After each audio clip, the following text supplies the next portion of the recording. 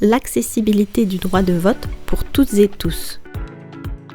Pourquoi participer aux élections ? Voter est un droit, un acte volontaire, une démarche citoyenne, un droit inconditionnel. De ce fait, l'obligation démocratique doit être garantie pour tous. Qui peut voter ? Les personnes qui remplissent les conditions suivantes peuvent voter.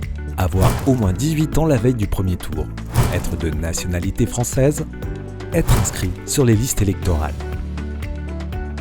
Avant le vote. Pour voter, il est nécessaire d'être inscrit sur les listes électorales. Vous pouvez aussi voter uniquement en présentant votre pièce d'identité. Vérifiez que votre pièce d'identité soit toujours de validité. Prenez les informations nécessaires sur les programmes des candidats. Pour ce faire, vous recevrez quelques semaines ou quelques jours avant par courrier les programmes et les bulletins des candidats.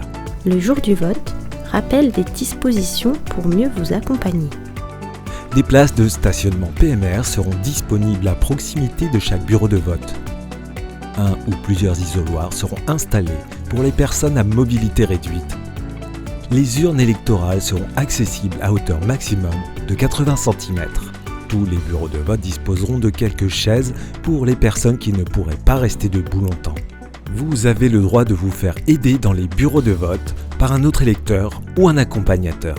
Il n'est pas nécessaire qu'il soit inscrit dans le même bureau de vote ou qu'il soit domicilié dans la même commune que vous.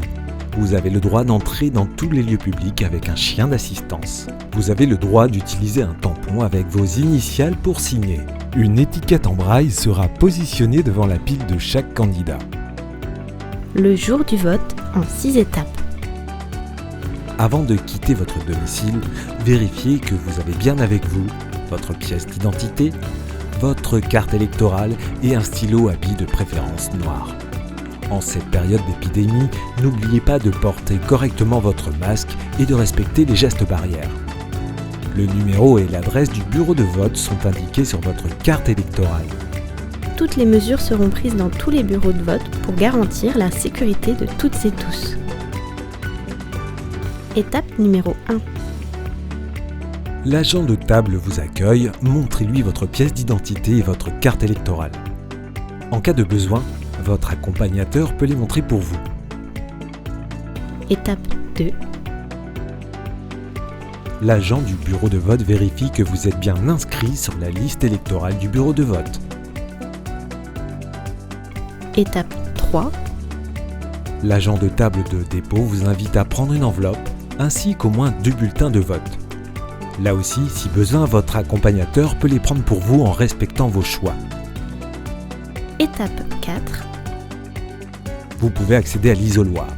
En cette période de pandémie, la position des isoloirs sera inversée face au mur et les rideaux supprimés afin d'éviter leur manipulation. Choisissez le bulletin souhaité et placez-le dans l'enveloppe. Une enveloppe, un bulletin. Placez les autres bulletins non retenus dans la poubelle prévue à cet effet. Si vous êtes atteint d'une déficience, vous pouvez vous faire assister de votre accompagnateur. Cette possibilité peut aussi être accordée pour une personne malvoyante. Étape 5. Vous présentez ensuite votre pièce d'identité et votre carte électorale au président. Le président du bureau de vote lit à haute voix votre nom et vous pouvez introduire l'enveloppe dans l'urne. Le président dit alors « à voter ». Votre accompagnateur peut, si vous le souhaitez, présenter votre carte d'identité et positionner l'enveloppe dans l'urne à votre demande. Étape 6. Vous devez signer la feuille d'émargement à l'endroit indiqué par les assesseurs du bureau de vote. Pour rappel, la signature avec un tampon avec vos initiales ne peut pas vous être refusée. Aussi, il est demandé à chacun de venir avec son propre stylo à billes. Votre accompagnateur peut signer pour vous en indiquant la mention suivante. La personne ne peut signer elle-même. Félicitations, vous avez voté.